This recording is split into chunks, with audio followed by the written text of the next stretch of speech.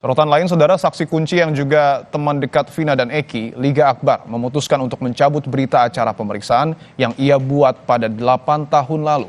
Liga Akbar juga meminta ayah Eki, Ibtu Rudiana, jujur terkait kasus pembunuhan anaknya 8 tahun silam. Liga Akbar, teman dekat Eki, memutuskan untuk mencabut berita acara pemeriksaan yang ia buat 8 tahun silam terkait dirinya menyaksikan Eki dan Vina dikejar hingga dilempari batu oleh geng motor. Liga Akbar menyebut pencabutan berita acara pemeriksaan ini tanpa paksaan dan murni karena menyesal membuat pernyataan yang salah. Liga Akbar juga meminta orang tua Eki jujur karena diduga ikut terlibat dalam pemeriksaan kasus pembunuhan Eki dan Vina 8 tahun silam. Memang saya kan nggak ngerti hukum awalnya.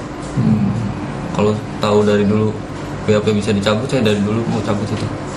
Dan sekarang ketika ramai, akhirnya Liga mau mencabut itu. Saya mau mencabut itu, Pak. Karena emang saya mau membuka yang sebenarnya, Pak. Sebenarnya emang saya nggak ada di situ awalnya.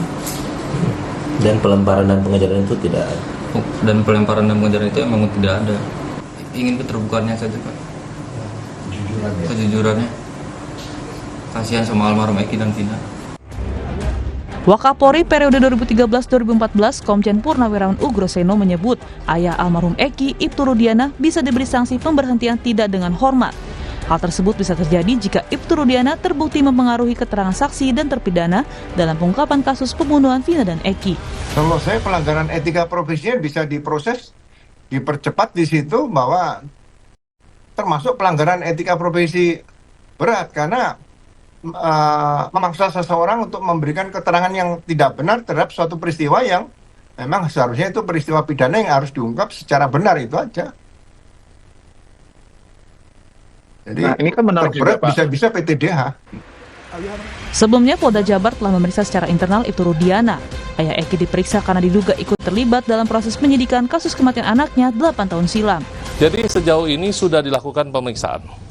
Ya, sudah dilakukan pemeriksaan. Dan tim yang kemarin datang, khususnya mengasistensi kami juga tentunya mengambil keterangan dari yang bersangkutan. Ya, tentu kita tidak tahu hasilnya seperti apa.